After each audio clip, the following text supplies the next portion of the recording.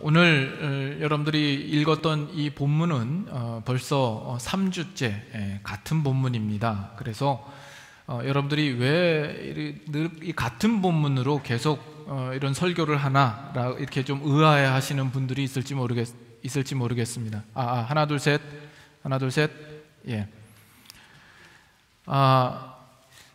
제가 오래전에 한번 예를 들었던 그런 예가 있습니다. 한 교회에 목사님이 이제 부임을 하셔서 이제 설교를 하시는데, 이제 첫 주가 지나고 둘째 주가 되었는데, 둘째 주 설교할 때 보니까 설교의 본문과 설교 내용이 첫째 주랑 똑같은 설교를 하시는 거예요.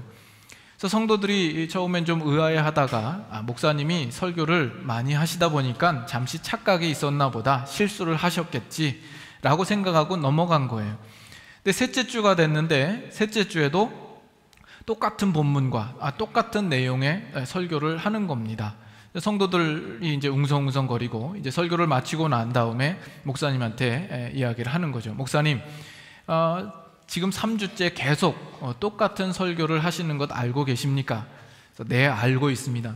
아니, 그런데 왜 그렇게 하시는 겁니까? 그랬더니 목사님 하시는 말씀이, 제가 아무리 강단에서 하나님의 말씀을 여러분들에게 전하여도 여러분들은 그 말씀에 대하여서 전혀 변화할 기미가 보이지 않기 때문에 저 역시 그 말씀을 계속 전할 수밖에 없었습니다 라고 이야기를 하는 겁니다. 여러분들이 주일날 이 자리에 오셔서 그저 설교 한 번 들은 것으로 여러분들이 해야 할 일들을 다 한 것처럼 그렇게 생각하시면 곤란합니다.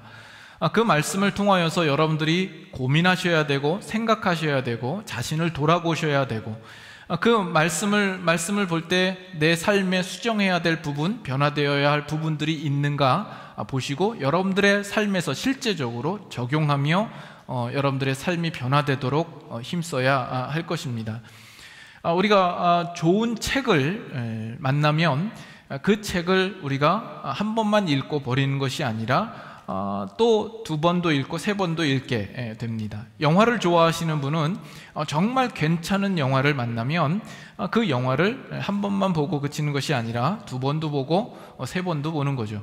저 같은 경우에도 아주 좋은 설교 말씀이 있으면 그 설교 말씀을 두 번이고 세 번이고 반복해서 듣습니다. 그러면 두 번째 읽을 때, 세 번째 읽을 때 그때마다 새로운 겁니다. 그 전에 생각지 못했던 부분들, 놓치고 간과했던 부분들을 그 말씀을 들을 때마다 새롭게 깨닫게 되고 알게 되더라는 거죠.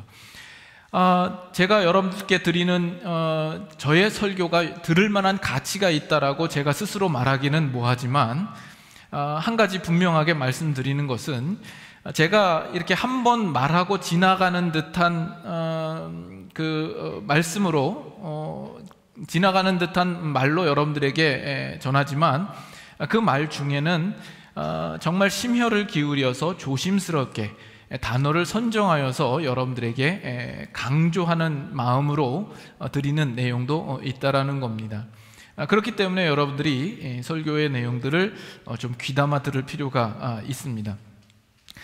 그러나 어쨌든 제가 3주 동안 같은 설교 본문을 가지고 여러분들 앞에 서는 것은 여러분들이 변화될 기미가 없기 때문에 그런 건 아니고요. 그런 건 아니고, 같은 본문이지만 거기에서 하나님께서 주시는 그 새로운 어떤 깨달음과 나눌 말씀들을 주시기 때문에 여러 각도로 이 본문을 가지고 우리가 생각을 해보는 겁니다.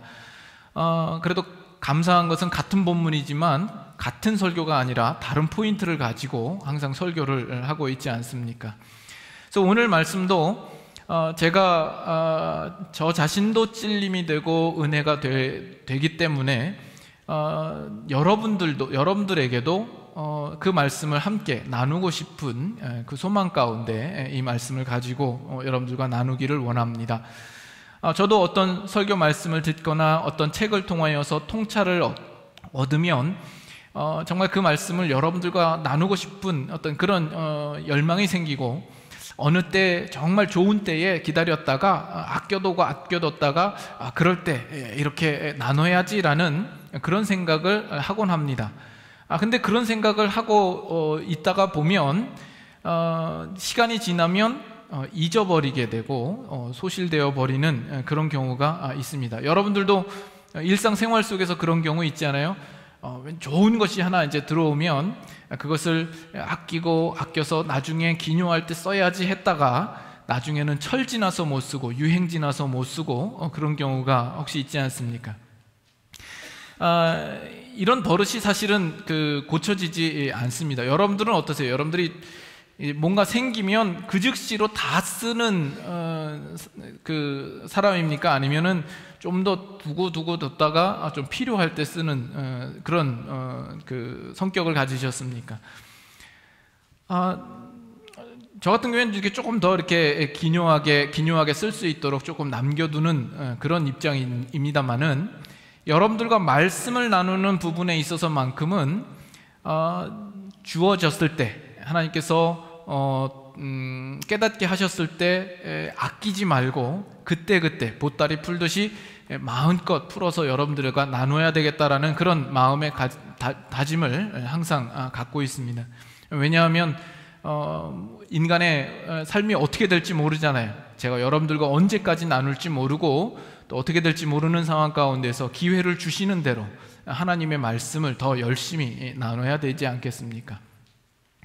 이제 그렇다 보면 나중에 가면 더 이상 그 설교거리가 없지는 않을까라는 그런 고민은 괜한 걱정이라고 생각을 합니다. 왜냐하면 하나님의 말씀은 무궁무진하기 때문에 그렇습니다. 그때 되면 성령님께서 그때에 필요한 대로 또 영감과 통찰과 지혜를 주셔서 나눌 말씀을 허락해 주시리라고 그렇게 생각을 합니다.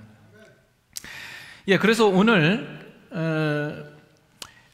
말씀은 지난주에 나누었던 그 말씀과 연장선상에서 우리가 생각해 볼 수 있습니다. 우리가 지난 시간에 나누었던 말씀은 지금 예수님께서 십자가에 못 박혀 돌아가시는 그 시작 가운데 여기 등장하는 예수님의 제자 유다라든가 바리새인이라든가 대제사장들은 누구보다 열심히 하나님을 섬기며 신앙에 있어서는 앞선 자들임에도 불구하고 왜 예수님을 인정하지 못하고 십자가에 못 박았는가 하는 것이죠. 거기에 대하여서 그들이 자신의 외식의 문제를 스스로 인식하지 못하는 것 때문이다라고 말씀을 드렸습니다. 그들 안에 여전히 남아있는 죄와 사망의 더러운 것들을 그들이 가지고 있음에도 불구하고 그것을 보지 못하고 그저 자신들의 율법과 어떤 규례들을 행함으로 그 겉을 아름답게 하고 치장하는 것으로서 자신의 의의를 세우고 그것으로 만족하기 때문이다라고 이야기를 했습니다. 이것은 단순히 당시의 바리새인이나 유대 종교 지도자들만의 문제가 아니라 우리 모든 인간들이 가지고 있는 문제입니다. 우리가 아무리 선하게 살고 착하게 살고 법 없이 산다고 할지라도 우리는 다 하나님 앞에서 이 외식의 문제를 벗어날 수 없다라는 이야기입니다. 그리고 그 문제를 우리가 스스로 해결할 수 없는 것이죠. 결국 예수 그리스도의 십자가로만 우리는 그 외식의 문제에 있어서 자유로울 수 있다라고 말씀을 드렸습니다. 자, 그렇다면 이제 예수님을 믿는 신자된 우리들은 바리새인들과는 근본적으로 구별된 존재가 되어 있는 겁니다. 그렇죠? 우리도 사실 그 전에는 이 바리새인들처럼 그 안에 모든 탐욕과 방탕과 모든 더러운 것과 죄로 가득해 있었지만 우리가 이제는 예수 그리스도를 믿으며 예수 그리스도의 십자가의 사건이 나의 사건으로 들어와서 내가 그것을 시인하며 그리스도의 십자가를 통과함으로 내가 새 생명을 얻고 새 사람을 입음으로 이제는 내 안의 문제, 내 속의 문제, 마음의 문제를 우리가 해결받았기 때문에 그렇습니다. 그러면 거기서 끝나는 문제인가? 이 문제가 해결됐으면 우리에겐 더 이상 다른 문제가 없는가 하면 그렇지 않죠. 우리가 분명히 예수님을 믿고 있고 십자가의 능력을 인정함에도 불구하고 신자된 우리들의 삶 가운데 여전히 바리새인과 같은 그런 모습들이 우리 안에 여전히 남아 있다라는 거죠. 우리는 형제들의 티를 보기를 좋아하고 하루살이를 걸러내고 약대를 삼키는 어떤 그런 바리새인들과 같은 똑같은 실수를 우리는 여전히 범하면서 살고 있더라는 것이죠. 그렇다면 우리의 문제는 무엇인가? 라는 겁니다. 결론부터 여러분들에게 말씀을 드리면 우리가 우리 안에 있는 생명을 놓치기 때문에 그렇습니다. 그 생명을 우리가 두드러지게 살고 있지 않기 때문에 그렇습니다. 가끔 우리 기독교 신자들을 보면 신앙인인가 지식인인가 혼동이 될 때가 있습니다. 이 문제는 오늘날 현대 크리스찬들이 많이 가지고 있는 문제이기도 하고요. 특히 우리 교회가 이러한 문제를 더 많이 안고 있고 많은 실수와 위험을 가지고 있다는 사실을 인정하지 않을 수가 없습니다.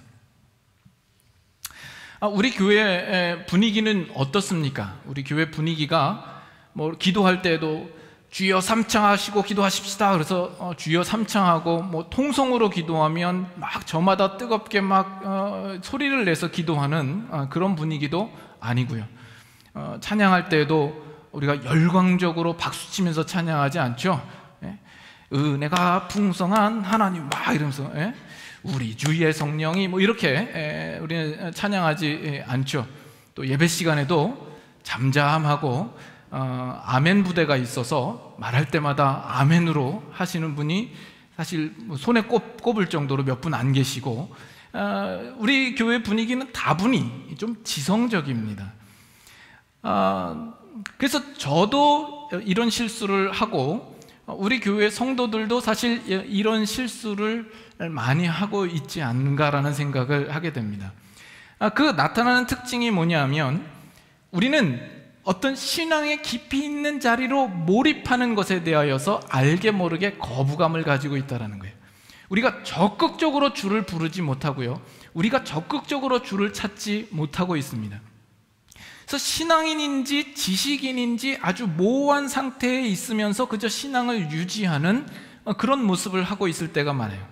그러나 그럼에도 불구하고 우리들은 우리 자신에 대하여서 나는 건강한 신자이다 라고 말하고 있는 거죠.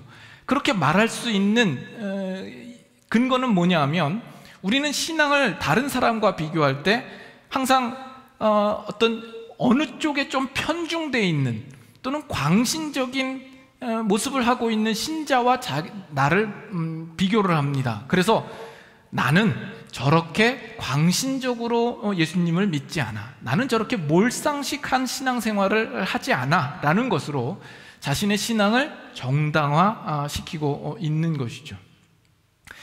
조금 더 이제 구체적으로 이야기를 해볼까요? 여러분 마음 가운데 누군가가 좀 거룩한 표현과 좀 신령한 모습과 어떤 충만한 모습을 하고 있는 걸 보면 여러분의 마음 가운데 알게 모르게 좀 불편하고 거부감 같은 것이 혹시 여러분 생기지 않으십니까? 다들 아닌 것 같은 표정을 하고 계시는데 여러분들이 뭐 다락방 모임을 가셔서라든가 아니면 우리 성도들끼리 같이 모여서 친교하는 어떤 그런 자리 속에서 누군가가 정말 진지한 마음으로 정말 예수 그리스도에 대한 간증과 자신의 고백과 어떤 신앙적인 이야기를 꺼내면 여러분들은 그 부분에 대해서 환영하는 입장입니까? 아니면 뭔가 불편하고 왠지 뭔가 오그라들고 닭살이 돋는 그런 입장입니까? 우리는 알게 모르게 그런 분위기에서 좀 신앙적으로 이야기를 하면 핀잔을 주거나 그 사람을 웃음거리로 만들고 있습니다. 그것을 자연스럽게 받아내지 못합니다. 뭔가 하면 우리의 신앙이 좀 더 이렇게 광신적이고 그런 쪽으로 가는 것에 대한 반감이 알게 모르게 우리 안에 있는 거죠. 그래서 마치 꼭 이렇게 노래방에 가서 찬송가 부르는 사람이 있으면 눈을 흘기면서 째려보듯이 우리는 그런 식으로 바라보고 있는 거예요. 그럼으로써 다른 사람도 그렇게 판단할 뿐만 아니라 자기 자신도 어떤 신앙의 좀 더 깊은 자리로 가는 자기 자신에 대하여서 그 몰입을 차단하고 있고 스스로 거부하고 있는 현상들이 우리 가운데 나타난다라는 겁니다. 그럼으로써 우리는 그러니까 이것이 우리 신앙인들이 많은 오늘날 신앙인들이 가지고 있는 어떤 신앙적인 성향들이라고 할 수가 있고, 그 중심에는 그것을 통해서 결국 우리가 생명까지 놓쳐버리는 그런 결과를 가져올 때가 있다라는 겁니다. 우리가 신자 되었다라는 것은 과거에 우리도 바리새인들과 같이 우리 안에는 많은 죄악과 탐욕과 어떤 썩은 시체들로 가득 차 있는 우리들의 모습이었습니다. 그러나 이제는 예수 그리스도의 십자가를 우리가 알고 그 십자가를 통과한 거듭난 자로서 우리 안에 생명이 주어진 것이죠. 그러면 우리는 그 생명을 드러내고 생명을 전달하는 자여야 합니다. 이것이 신자입니다. 그래서 여러분들이 이 신앙상의 어떤 지식이라든지 열심이라든지 봉사라든지 행함이라든지 어떤 체험이 있을 때에 그것이 예수 그리스도의 십자가와 그 복음의 능력에 연결되지 않는 이상 그것은 더 이상 힘을 발휘할 수 없고 어떤 효력도 낼 수가 없습니다. 왜냐하면 거기 안에 생명이 없기 때문에 그렇습니다. 우리가 생명을 드러내고 생명 있는 우리의 신자된 모습을 나타내기 위해서는 우리는 끊임없이 예수 그리스도의 십자가를 붙들어야 합니다. 그것은 마치 뭐와 같으냐면 하나님께서 태초에 우리 사람을 흙으로 빚어서 만드시죠. 그리고 그에게 그 생기를 불어 넣었을 때 그가 살아있는 생명이 됩니다. 생기를 불어 넣지 않으면 그것은 그저 진흙 덩어리에 불과한 것이죠. 그래서 우리의 신앙이 지식 일변도요, 논리와 상식으로만 갖추어져 있으면 우리의 신앙은 아주 허탄한 이야기가 되고 마는 겁니다. 그리스도와 연합된 그 생명에 붙들어 있지 않으면 우리는 생명을 다루지 못하고 우리는 끝없는 논쟁과 변론에 쌓이게 되는 겁니다. 요즘 교인들은 참 겁납니다. 아주 무서운 비평자와 같은 모습을 하고 있어요. 생산적이지 못합니다. 옳고 그른 문제에 대하여서는 칼 자르듯이 분명합니다. 그러나 생명을 전달하지는 못하는 거죠. 우리의 신앙이 그저 옳고 그름을 판단하는 문제는 아닙니다. 우리는 생명을 다루어야 하고 생명이 나로부터 흘러나가게 해야 되는 것이 신자요 우리의 역할이어야 합니다. 이것이 온전히 이루어지지 않으면 우리의 비평이라고 하는 것은 다른 사람을 얼마든지 죽일 수도 있고요, 마음에 하나님을 향하여서 열망을 가지고 있는 사람조차도 그 길을 꺾고 다운시키고 실족하게 만들 수 있는 위험성을 가지고 있는 겁니다.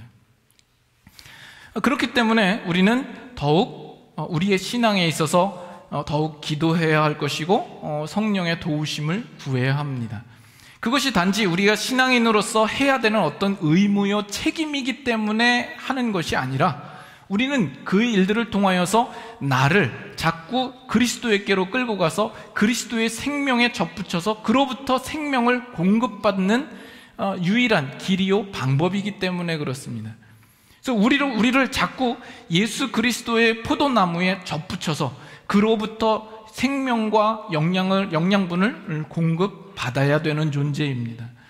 이것은 여러분들이 매주마다 주유소에 들려서 주유를 해야만 차가 굴러가는 것과 같고 비행기도 주유가 되어야 날아가는 것 같이 우리는 생명이 공급받지 않으면 신자로서의 온전한 역할을 우리는 감당할 수 없게 될 것이고 우리는 그저 나의 지식과 나의 경험과 나의 판단으로만 신앙생활을 하는 생명력 없는 신자의 삶을 살 수밖에 없는 겁니다. 동력 없는 기계와 같은 모습이 될 수 있는 것이죠. 로마서 13장 한번 보겠습니다. 로마서 13장. 로마서 13장 12절부터 봅니다. 로마서 13장 12절, 13절 제가 읽고 14절은 같이 한번 읽도록 하죠. 12절, 로마서 13장 12절 제가 읽습니다. 밤이 깊고 낯이 가까웠으니 그러므로 우리가 어둠의 일을 벗고 빛의 갑옷을 입자. 낮에와 같이 단정히 행하고 방탕하거나 술 취하지 말며 음란하거나 호색하지 말며 다투거나 시기하지 말고, 다 같이 읽습니다. 오직 주 예수 그리스도로 옷 입고 정욕을 위하여 육신의 일을 도모하지 말라. 예. 여러분, 이 말씀은 유명한 말씀이랍니다. 왜 유명하냐 하면 성 어거스틴이 이 말씀을 읽고 회심하였기 때문에 그렇습니다. 어거스틴이 회심한 말씀이 이 말씀이랍니다. 그러나 여러분, 이 말씀을 보면 우리가 알고 있는 유명하다라고 생각하는 구절과는 좀 다르죠. 우리 일반적으로 성도들이 좋아할 만한 성경 구절은 아니지 않아요? 우리가 유명하고 또 우리가 즐겨 외우는 성경 구절은 어떤 거예요? 요한복음 3장 16절이라든가 빌립보서 4장 6절 7절. 무슨 말씀이죠? 아무것도 염려하지 말고 오직 너희 구할 것을 감사함으로 하나님께 아뢰라 하는 그런 내용이 있고요. 빌립보서 4장 13절 뭐죠? 예, 내게 능력 주신 자에서 내가 모든 것을 할 수 있느니라. 갈라디아서 2장 20절 내가 그리스도와 함께 십자가에 못 박혔나니 라든가, 아니면 마태복음 6장 33절 그죠? 너희는 먼저 그의 나라와 그의 의를 구하라. 이게 딱 되면 여러분들이 이게 다 나오잖아요. 근데 이런 우리가 유명하고 좋아하는 말씀과는 다른 말씀이에요. 근데 지금 성 어거스틴이 이 말씀을 읽으면서 회심을 가져왔다라는 거예요. 그러면 이 어거스틴은 어떻게 회심을 했냐라는 거예요. 우리가 읽은 이 말씀은 옳은 말씀이죠. 100번 1000번 옳은 말씀입니다. 그러나 이 말과 이 내용이 어거스틴을 회심시킨 것이 아니다라는 이야기입니다. 이 말과 내용이 아니라 이 말씀을 하시는 분이 이 어거스틴의 마음에 충격을 가했기 때문에 어거스틴이 회심을 했다라는 겁니다. 이 말씀과 내용을 말씀하시는 분이 누구이냐라는 거예요. 그래서 우리의 신앙도 마찬가지입니다. 우리의 신앙이 그저 도를 깨우치고 내가 몰랐던 진리를 깨닫고 무엇을 아는 것으로가 아니라 그 내용을 우리에게 말씀하시는 그 분을 만남으로써 우리는 이 신앙의 자리로 들어오게 되는 것입니다. 내가 어떤 기적적이고 신비적인 체험을 했느냐의 문제가 아니라 내가 얼마만큼 주를 향하여서 열정을 가졌느냐의 문제가 아니라 그 진리의 내용을 우리에게 알리시고 또 주시기를 기뻐하시는 그분을 만나는 것입니다. 그것이 이 신앙인 겁니다. 그래서 이 성경 말씀의 아주 특별한 것은 뭐냐면 우리가 성경 말씀을 보면서 거기 있는 말씀과 그 내용을 따라서 우리가 힘을 얻기도 하고 그것이 우리의 양분이 되기도 하는 것은 그 내용이 단지 옳고 좋은 내용이기 때문이 아니라 그 배후에 있는 분이 그 말씀을 통하여서 우리를 만나주시고 우리에게 말씀하시기 때문에 우리는 그분을 알고 그분께 감사하며 감격하며 그분께 항복하게 되는 것이다라는 거죠. 단순히 옳은 것으로만 치면 성경만 그렇겠습니까? 명심보감이나 사서 삼경이나 논어 맹자 같은 것도 얼마든지 있을 수 있는 문제가 아닙니까? 그러나 그것과 성경이 근본적으로 다른 것은 성경이 그저 옳은 내용으로만이 아니라 그 말씀을 주시는 분이 실제로 역사하사 우리를 만나 주시기 때문에 우리는 이 말씀으로 회심이 일어나기도 하고 그 하나님 앞에 우리가 항복하게 되는 일들이 나타나더라는 겁니다. 그래서 이것이 우리 신자들 사이에서 우리가 함께 성도의 교제를 나누고 함께 신앙적인 대화를 나누는 그 상황 속에서도 마찬가지입니다. 여러분들이 알고 있는 어떤 신앙의 지식이나 열심이나 행위나 그 무엇이라 할지라도 그것이 예수 그리스도와 그 절대 주권자이신 하나님과 연결되어 있지 않으면 그것이 아무리 옳은 것이라 할지라도 그 말씀으로, 그 내용으로는 어떤 사람도 바꿀 수 없고 어떤 힘과 효력도 나타날 수 없다라는 문제입니다. 그러나 그 내용이 아무리 보잘것없는 내용이요 하찮은 내용이라 할지라도 그것이 예수 그리스도와 그의 복음의 생명력과 연결되어진 것이라면 하나님께서 그 배후에서 그 말씀을 통하여서 얼마든지 그 한 사람을 회심시키기도 하시고 그 말씀이 그 사람의 평생 근거구절이 되게도 하신다라는 얘기입니다. 아무리 그 말씀이 아름답고 매력적이고 설득력이 있다 할지라도 그 생명의 근원이자 절대 권위자이신 하나님께서 그를 만나주시지 않으면, 그와 함께 하시지 않으면, 그 말씀과 연결되지 않으면 그것은 무가치하고 종이 조각에 불과하더라는 겁니다. 그래서 이 성경 말씀의 대단한 것은 바로 그것입니다.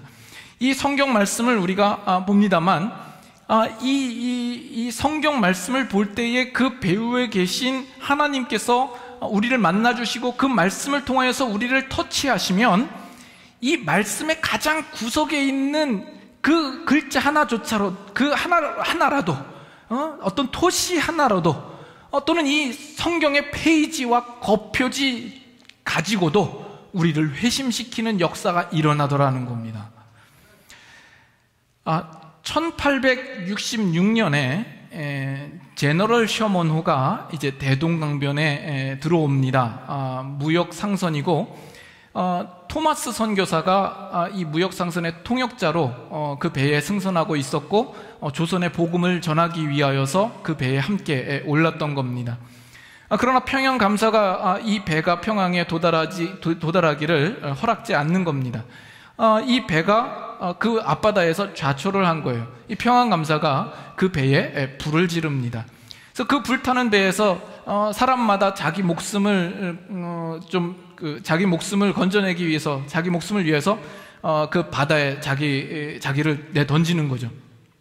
그 불타는 배에서 이 토마스 선교사가 그 육지에 있는 조선인들에게 복음을 전하고 싶은 그 마음에 아주 애타게 외치는 거죠. 야소, 야소, 예수라는 겁니다. 예수를 믿으라고.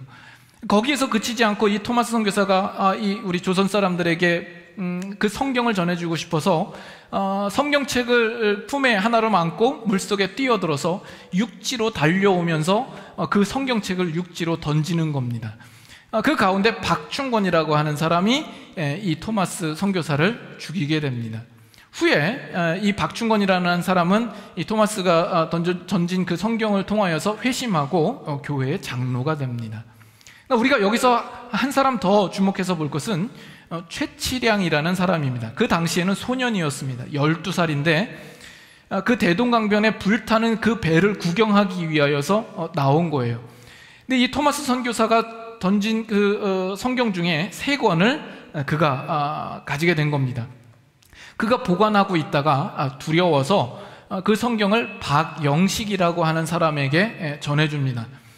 이 박영식이라고 하는 사람이 여관을 운영했는데 이 성경책을 가지고 자기 여관에 그걸 한 장씩 뜯어가지고 벽에 벽지, 도배를 다 해버립니다. 훗날 이 채치량이 이 박영식의 그 여관에 종업원으로 갔는지 그 집에 갔다가 그 벽지에 붙어있는 성경을 보고 그것으로 말미암아 최치량이 회심을 하게 되는 일들이 일어납니다. 여러분 놀랍지 않습니까? 하나님의 역사는 우리가 생각하는 것과 분명히 다르게 얼마든지 역사를 합니다. 그러나 정말 하나님께서 그 영혼을 붙잡아 주시지 않고 그저 성경책만 들려준다 한다면 그 사람이 아무리 지식이 있고 학식이 넘친다 할지라도 그 성경은 무가치하게 여겨질 것이며 그저 종이 쪼가리에 불과하게 될 거다라는 겁니다. 버틀란트 러셀이라는 사람을 여러분 들어보셨습니까? 그가 가지고 있는 타이틀도 참 많아요. 그는 영국의 수학자라고 하고요, 철학자이면서 수리 논리학자, 그리고 역사가, 사회 비평가, 그리고 노벨 물리학사, 노벨 문학상을 수상했던 사람입니다. 근데 그에게 성경이 주어지자 그는 나는 왜 기독교인이 아닌가라는 그 책을 내면서 기독교와 성경에 대하여서 신랄한 비평과 아주 독설 섞인 통렬한 비난을 하게 되는 것이죠. 하나님께서 그 중심에 어떻게 역사하시고 함께 하시는가에 따라서 그 결과는 엄청난 다른 결과를 가져오게 되는 겁니다. 우리의 신자가 된 것은, 우리가 하나님 앞에 항복하게 된 것은 하나님께서 우리의 심령에 그 십자가를, 그리스도의 십자가를 들이미셨기 때문에 그렇습니다. 우리를 죽음 가운데 불러 일으키셨기 때문에 그렇습니다. 여러분들이 예수 그리스도를 믿은 것에 대하여서 여러분 자신 나름대로 내가 예수님을 어떻게 믿게 되었는가, 여러분들이 각자마다 이해한 것이 있고, 여러분들이 정리한 것이 있고, 여러분들이 깨닫는 것이 있을 겁니다. 그것은 각자마다 다르지만 그것이 중요한 것이 아니라 결국 하나님께서 여러분들의 심령을 움켜쥐셨기 때문에 여러분들은 신자가 되신 것입니다. 그렇기 때문에 여러분들이 신앙에 대하여서 여러분 스스로 정리한 것과 여러분들이 체계화시킨 것과 내가 아는 것을 다른 사람에게 전달한다고 해서 그것이 그 사람을 회심시킬 수 있을 것이라고 생각하는 것은, 그것은 커다란 교만인 것이죠. 우리는 이 땅의 신자로서 우리에게 허락하여 주신 그 생명이 그리스도로부터 그 사람에게까지 흘러가도록 하는 생명의 통로요, 생명의 관으로서 쓰여지기를 바라는 마음과 그 고백 속에 우리가 서 있어야 될 것이다라고 봅니다. 그렇기 때문에 우리는 그 일에 대하여서 더욱 겸손해야 하고 주님께 도우심을 구해야 하겠죠. 그리스도의 십자가와 복음의 생명력을 우리가 견고하게 붙잡지 않고 그 일에 게으르게 한다면 우리의 가장 종교적인 일이라 할지라도, 가장 큰 봉사요, 그리스도의 십자가를 가장 멋지게 흉내낸 것이라 할지라도 그것은 아무런 힘이나 효력을 발휘하지 못할 것이요, 그것은 스스로 속이는 행위밖에 되지 않는 것입니다. 우리가 지난주에 그 본문 내용은 읽지 않고 그냥 지나간 설명으로 했던 그 본문을 우리가 다시 한번 보고 오늘은 한번 읽어보도록 하십시다. 마가복음 3장으로 한번 가보시죠. 마가복음 3장.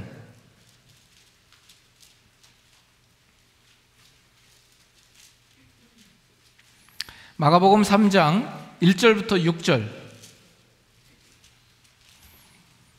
마가복음 3장 1절부터 6절 찾으셨으면 같이 한번 교독하도록 하겠습니다. 예수께서 다시 회당에 들어가시니 한쪽 손 마른 사람이 거기 있는지라.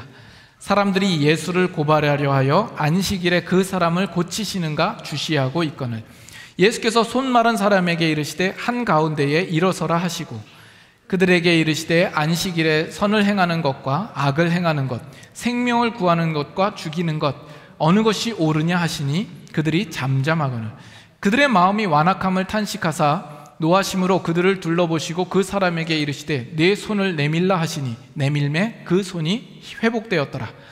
바리새인들이 나가서 곧 헤롯 당과 함께 어떻게 하여 예수를 죽일까 의논하니라.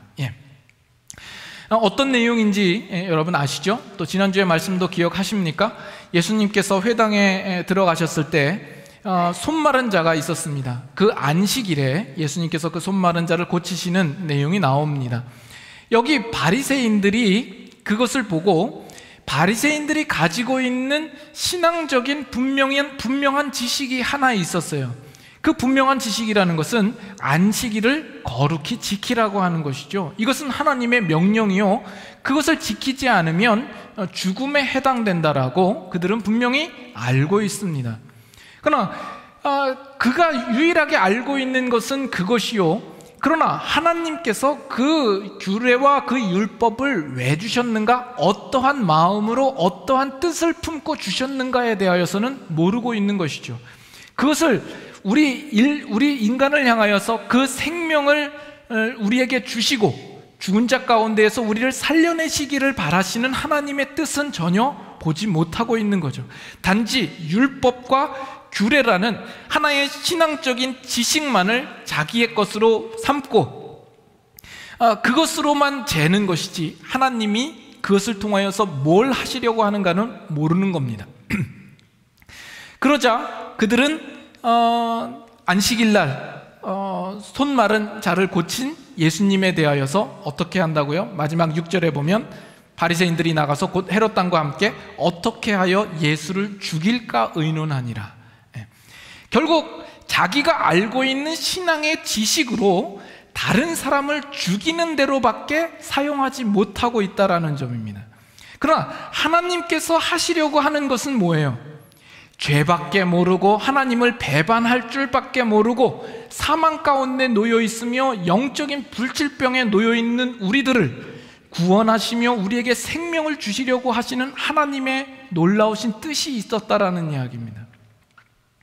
그래서 지난주에 그런 이야기를 했죠. 이 바리새인들도 십자가를 필요로 했어요. 그 왜 필요한 거죠? 자신들이 알고 있는 신앙의 지식에 어긋난 자들을 그 십자가로 처단하기 위하여서 십자가를 요구했습니다. 그러나 반면 예수님은 우리의 생명을 구원하시기 위하여서 그 십자가를 지시는 것이죠. 그러면 우리는 예수 그리스도의 십자가를 통하여서 우리 안에 생명이 공급받고 우리가 살리심을 입었으면 우리는 이제부터는 그 생명을 드러내고 십자가의 생명을 전달하는 자로서 우리는 서 있어야 됩니다. 더 이상 우리는 바리새인들처럼 십자가를 들고 돌아다니면서 내가 가지고 있는 신앙의 지식으로 다른 사람을 정죄하고 판단하고 내리치는 그 역할을 우리는 가져서는 안 될 것이다라는 거죠. 우리 신앙인이 가지고 있는 아주 큰 약점이 있답니다. 제가 이 이야기를 듣고 나서 참 저도 공감이 됐습니다. 여러분들도 한번 생각을 해보십시오. 여러분, 예수님을 아예 안 믿는 사람과 예수님을 믿지만 우상도 섬기고 세상을 좋아해서 향락을 즐기는 사람, 그 둘 중에 누가 더 미웁니까? 누가 더 미워요? 그러면 예수님을 전혀 안 믿는데 성격이 더러운 사람과 예수님을 믿는데 성격이 더러운 사람 중에 누가 더 밉습니까? 후자가 더 미워 보이죠? 후자가 더 미워요. 그래서 온갖 왼수들은 다 교회에 모여 있는 것 아니겠습니까? 세상에 나가서 술자리에서 만나고 동창회에서 만난 사람들은 뭔가 좀 나한테 잘못해도 그렇게 밉지 않은데, 교회에 있는 사람들은 더 착하고 그래도 예의 바른데도 괜히 싫은 거죠. 괜히 미운 거고, 그래서 교회에 오면 온갖 왼수들이 득실거리는 겁니다. 우리는 누구에게 더 신랄한 비판을 가하냐면요, 모든 것을 잘하다가 어느 하나 실수를 하면 아주 그 사람에 대하여서 아주 통렬한 비판을 가하는 그런 성향들이 우리 가운데 있습니다.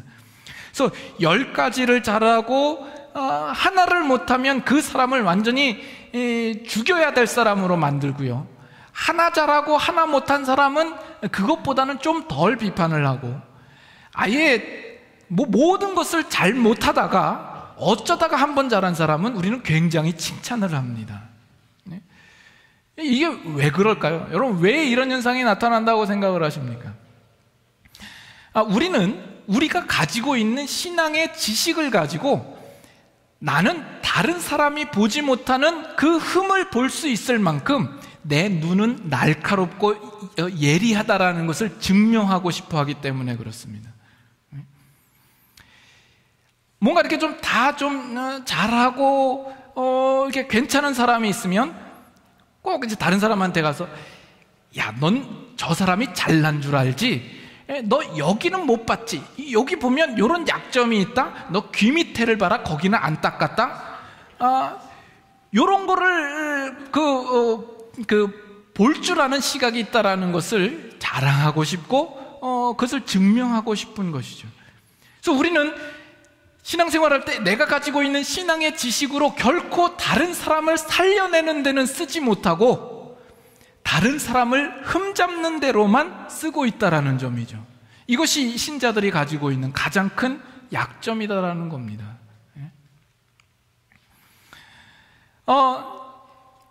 예수 안 믿고 성격 더러운 사람보다 그래도 예수 믿고 성격 더러운 사람을 보면서 아유, 그래도 예수라도 믿으니 다행이네, 이렇게 좀 생각하면 안 될까요?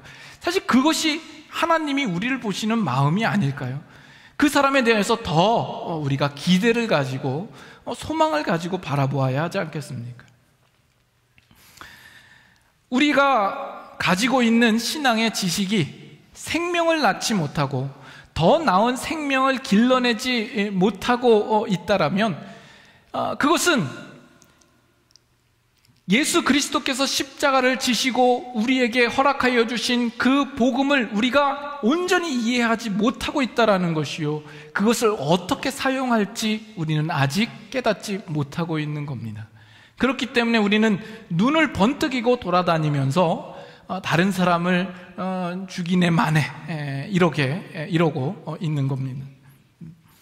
우리는 우리의 신앙적인 지식이 생명과 닿아야 하고 주를 닮아야 하고 주의 생명이 전달되고 흘러가도록 우리는 그 역할을 다해야 할 것입니다. 그것을 사랑과 용서로 해야 할 것이며 결코 내 생각과 내 판단과 내 혈기로 움직이지 않도록 조심해야 할 겁니다. 그래서 더욱 주님 앞으로 겸손히 나아가서 우리는 기도하고 주님께로 흘러나오는 그 생명을 공급받아서 그 생명을 흘러내보내는 자로서 우리가 설 수 있도록 힘써야 합니다. 그래서 70번씩 7번이라도 용서하라 하시는 그 예수님의 말씀을 기억하고 그 십자가상에서 예수님께서 사람들을 바라보며 주여 저들을 사하여 주시옵소서, 저들은 자신들이 하고 있는 일들을 알지 못합니다 하는 그 마음과 그 원리로서 우리의 신앙의 삶을 살아야 될 줄로 압니다.